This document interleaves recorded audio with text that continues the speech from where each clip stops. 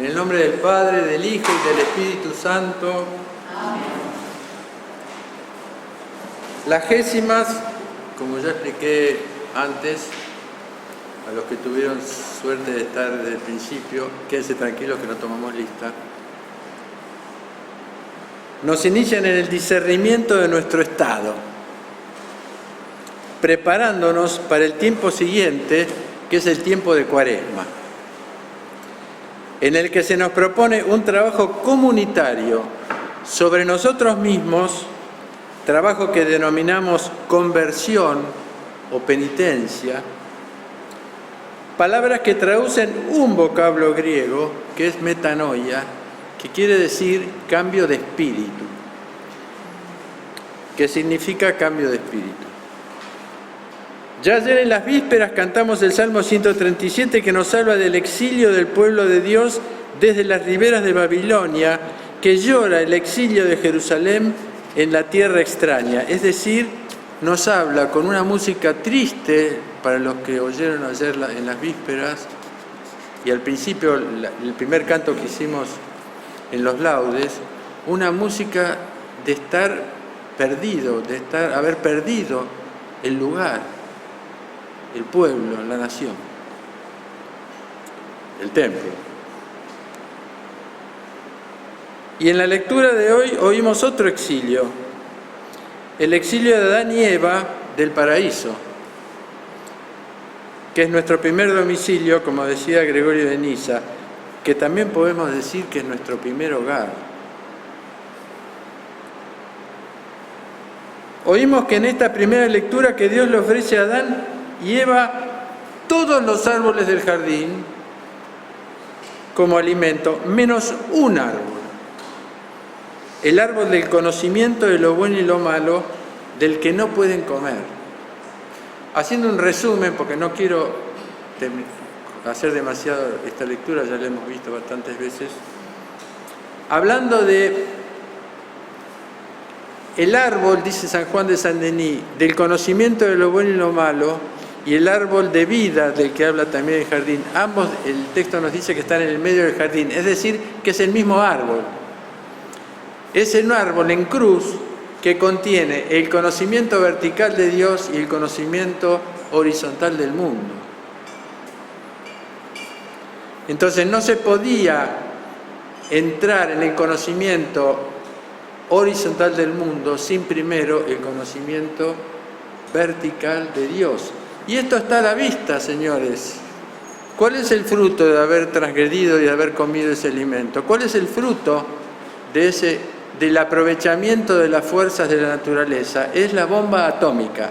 Ese es el fruto de haber comido de manera todavía no importante, imprescindible, no necesaria, de haber comido del árbol del conocimiento de la naturaleza. ¿Está claro eso? Ellos comen y el primer fruto de la transgresión de la palabra divina es esconderse de Dios. Tuve miedo y me escondí, dice Adán. Y luego oímos el rechazo de la responsabilidad. Adán acusa a Eva y Eva acusa a la serpiente. Y nosotros acusamos al otro cuando cometemos una falta. Lo vemos en la política, lo vemos en la historia, lo vemos en las relaciones familiares, en todos lados. Contaba un archimandrita griego que para verificar el pecado, que nacemos con el pecado, le preguntó a un nene chiquitito de 4 años, ¿vos mentís? Y el chico le dijo, no, yo no, mi hermana miente. Ya ahí se veía un poco el rechazo de la responsabilidad. Sin embargo, hay un tercer acto que está en el medio de la falta y del rechazo de la responsabilidad, que es la pregunta de Dios que le dice a Adán y nos dice a lo largo de los siglos, de manera personal y comunitaria, hombre, es decir, hombre y mujer, hombre, ¿dónde estás? Como comunidad, hombres y mujeres, ¿dónde están? Personalmente, hombre o mujer, ¿dónde estás? ¿Dónde estás? ¿Desde qué lugar te dirigís al mundo? Porque depende del lugar es lo que yo pueda ver. Si yo estoy en Retiro, no puedo ver Palermo. Le doy un ejemplo muy simple. Y además, el camino hacia el centro del lugar que tenemos que ir es distinto, depende del lugar en el que estemos. Por eso lo esencial, lo imprescindible es saber desde dónde yo tengo que hacer el camino. ¿El camino a qué? Es el llamado eterno y misericordioso de Dios que no nos abandona por nuestras faltas, que nos viene a buscar humildemente para nuestra conversión. Y eso es mucho más importante que las faltas. Es mucho más importante lo que Dios, que ya sabía que habían caído los dos, que habían pecado, le pregunta ¿dónde está? Lo está buscando. Y él contesta, tuve miedo y me escondí. Y esto nos muestra el Evangelio de hoy, la parábola de los obreros de la viña. Jesús nos habla de un dueño de casa que sale a contratar obreros para su viña. Son 5 llamados en distintas horas de la humanidad, porque no solamente Dios le pregunta a Adán dónde está, sino que le pregunta a cada integrante de cada generación a dónde está civilización, a dónde están hombres, a dónde están, a dónde están.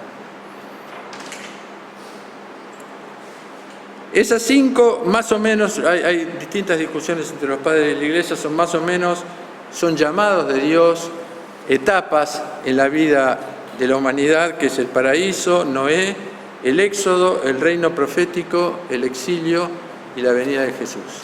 Esos son los 5 llamados, que quizás en algún momento de este año lo veamos eso, que se llaman las 5 edades de la salvación. La viña, ¿qué es la viña? La viña es el paraíso, pero la viña, después del Cristo, es la iglesia. Es el lugar donde tenemos que obrar para recibir el jornal de nuestro trabajo, como habla de los jornaleros que va a buscar ese dueño de la viña. ¿Y cuál es el jornal que en el Evangelio nos es donado? El denario. Para los padres de la iglesia, el denario es la vida eterna, el símbolo de la vida eterna. Y hay 2 señalamientos en la parábola que me parecen muy importantes, que nos indican ese camino. Que el Señor llama a los desocupados. Todos que llama están desocupados. A los obreros sin trabajo. Sin embargo, si nosotros vemos, todos ustedes tienen trabajo. Y todos tienen buenos trabajos. No solamente están desocupados, sino que tienen muy buenos trabajos. Y hoy en este tiempo que estamos viviendo, la viña debería ser la iglesia, y la iglesia como lugar de búsqueda del reino. ¿Por qué? Porque nosotros estamos en el exilio, a pesar de que estamos muy cómodamente viviendo, con buenos trabajos, con una posible buena jubilación, o no, etcétera, etcétera. Pero estamos en el exilio. ¿En el exilio de qué? Del reino de Dios. Somos exiliados. Aunque estemos muy bien y muy cómodos en donde estamos. Vivimos en el reino del cumplimiento de las 3 tentaciones del paraíso. No sé si recuerdan que dijo Eva ve que el árbol es bueno para comer, agradable a la vista y no me acuerdo, bueno para tener acierto, para tener éxito, digamos.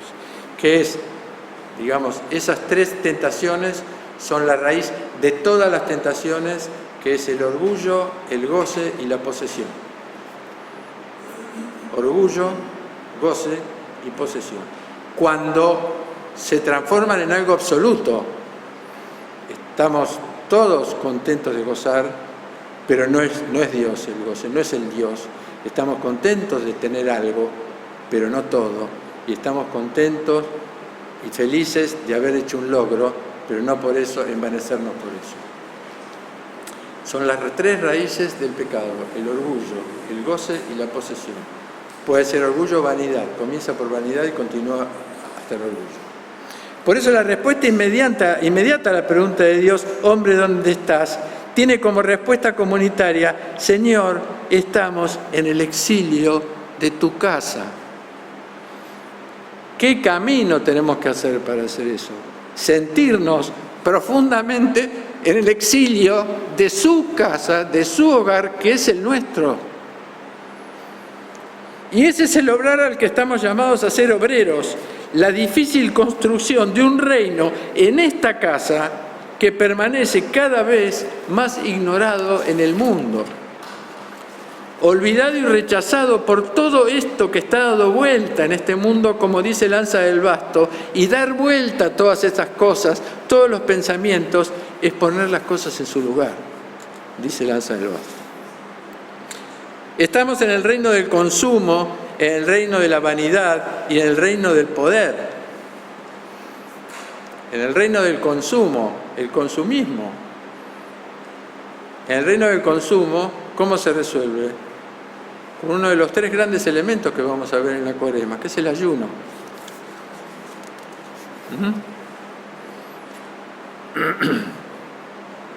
Mientras que el Señor nos habló del ayuno, estamos en el reino del consumo, de la vanidad y del poder, mientras que el Señor nos habló del ayuno, de la humildad y de la vulnerabilidad. ¿Se dan cuenta que está todo dado vuelta? Él en la cruz, en un estado de vulnerabilidad absoluto, salvó a la humanidad.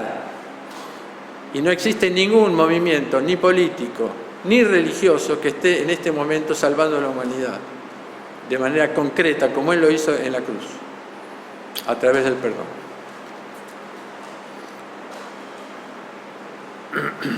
Por eso permanecemos cómodamente en el reino de los méritos, del reconocimiento, que premian mejores remuneraciones a los que más trabajan. Todo esto es muy de moda, esto que estoy diciendo. El mérito, las remuneraciones, ganar más, el merecimiento, los merecimientos. ¿Y qué nos dice hoy la parábola del Evangelio? Que el Señor, a pesar del enojo de los obreros que trabajaron más tiempo, es decir, los de la primera hora que sobre los de la 11ª, reciben el mismo salario que los de la primera hora, con la consiguiente respuesta a los que se quejaron de esa aparente injusticia. ¿Qué les contesta Dios? Puede ser, según los padres, puede ser el Señor de la casa, puede ser el Cristo, puede ser el Espíritu Santo. Las 2 manos del Padre, como dice Ireneo de León. ¿No me es permitido hacer lo que quiero con lo mío? ¿Reconocemos nosotros que todo el mundo, toda la naturaleza, el único dueño es Dios? ¿O tu ojo, segunda pregunta, es malo porque yo soy bueno?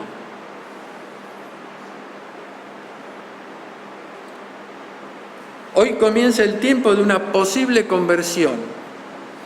Será un camino de conocimiento de una nueva justicia que no depende del cumplimiento de una ley, sino de ajustarnos a la mirada inentendible del Padre, del Hijo y del Espíritu Santo. Y esa justicia, de acuerdo a la parábola que vimos hoy, la podríamos denominar, que me pareció en el primer momento de armar la homilía, es la justicia del ojo bueno. Del ojo bueno. Al Padre, al Hijo, al Espíritu Santo, honor y gloria en los siglos de los siglos.